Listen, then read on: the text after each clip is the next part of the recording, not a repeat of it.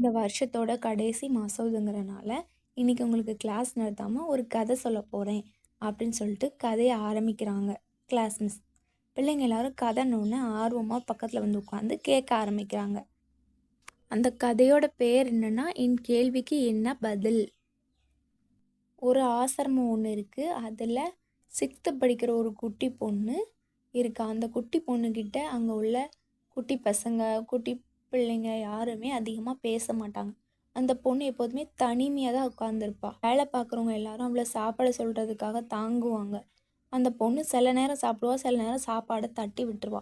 அந்த பொண்ணு எப்போதுமே வருத்தமாகவும் கோவமாகவும் திமிர் பிடிச்ச பொண்ணாகவும் தான் இருப்பாள். அந்த பொண்ணால் நடக்க முடியாது. அந்த பொண்ணு வாயும் ஒரு மாதிரி திக்கி திக்கி பேசுவா.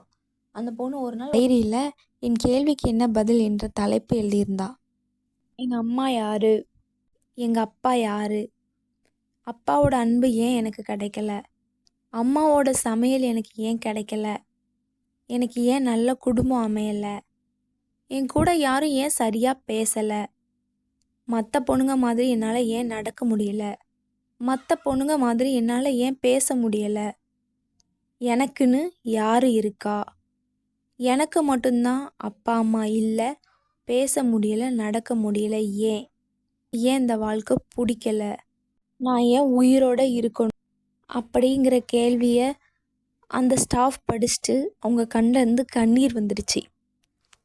இந்த பொண்ணுக்குள்ளே இவ்வளோ கேள்வி இருக்கே, இவ்வளோ கேள்விக்கும் அவள் வாழ்க்கையில் ஒரு நல்ல பதிலை நம்ம அவளுக்கு கொடுக்கணும் அப்படின்னு நினச்சி அவகிட்ட இந்த டைரியை கொடுக்க போனாங்க அந்த ஸ்டாஃப்.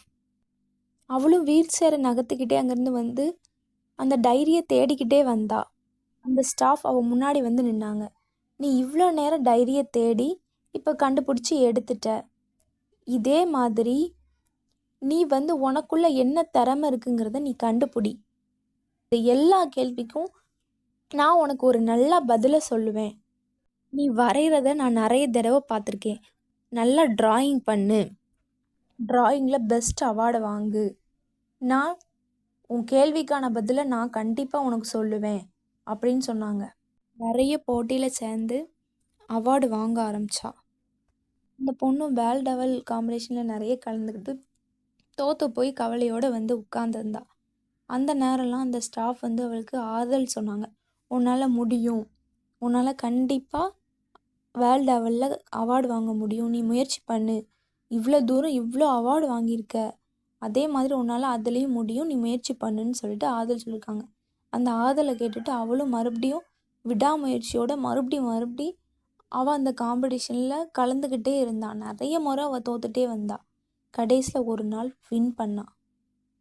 எல்லாரும் அவளை பாராட்டினாங்க. உன்னால் நடக்க முடியலனாலும் பேச முடியலனாலும் உன்கிட்ட இருக்க திறமை என்னன்னு கண்டுபிடிச்சி நீ பெரிய ஆளாக வந்துட்ட அப்படின்னு சொல்லிட்டு அவளை எல்லாம் பாராட்டி அவளுக்கு படிப்புக்கு தேவையான எல்லா செலவையும் பார்த்துக்கிட்டாங்க.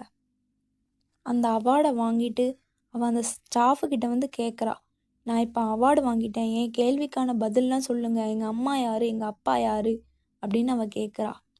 உங்கள் அப்பா அம்மா யாருன்னு எனக்கு தெரியாது, ஆனால் உங்கள் அப்பா அம்மா இருந்திருந்தாங்க, உன் கால் இப்படி இருக்கிறதுக்கு உன்னால் பேச முடியாதனால உங்கள் அப்பா அம்மா உன்னை நல்லா பார்த்துருப்பாங்க, நீ இந்த ஆசிரமத்துக்கு வந்திருக்க மாட்ட, இந்த ஆசிரமத்துக்கு வந்ததுக்கப்புறம் உன்கிட்ட எல்லாரும் நல்லா பேசி பழகி இருந்திருந்தாங்கன்னா நீ நமக்கு அப்பா அம்மா தான் இல்லை, கால் சரியில்லை, நம்மளால் வாய் பேச முடியல, நமக்கு இந்த சந்தோஷம் போதும் அப்படின்னு நீ நினச்சி இந்த சந்தோஷம் போதுங்கிற மனநிலைமையோடு நீ இருந்திருப்ப.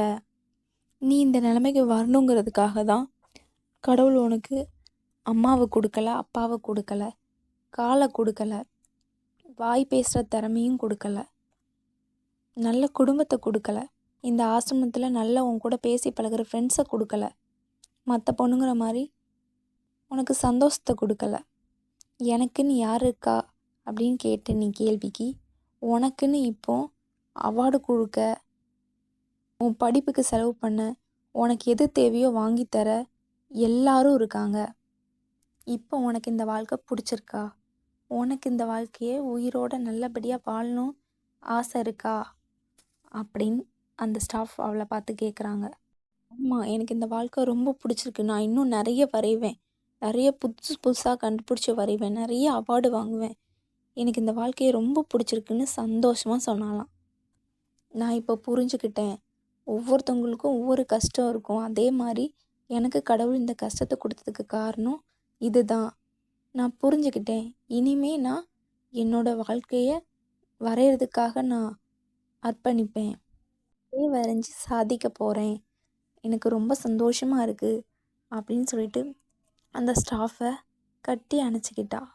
இந்த பொண்ணை மாதிரி தான் நம்மளோட லைஃப்லேயும் நிறைய கஷ்டம், நிறைய ஏமாற்றம், நிறைய தோல்வி இதெல்லாம் நமக்கு வந்துக்கிட்டே தான் இருக்கும். வலி இல்லாத வாழ்க்கையே இல்லை. அந்த வலிக்குள்ளேயும் வழிகள் நிறைய இருக்குது. அதை கண்டுபிடிச்சி நம்ம சாதிக்கணும். அதுதான் நம்மக்கிட்ட இருக்கிற திறமை. பிறக்க போகிற வருஷம் நமக்கு சந்தோஷமாக அமையணுங்கிறத விட அந்த வருஷத்தில் கஷ்டங்கள் வந்தாலும் அதையும் தாண்டி நம்மளால் சந்தோஷமாக இருக்க முடியும் அப்படிங்கிற மனப்பக்குவத்தோட இந்த புது வருஷத்தை ஆரம்பிங்க. Wish you happy new year அப்படின்னு சொல்லிட்டு அந்த மிஸ்ஸு அந்த கதையை முடித்தாங்க.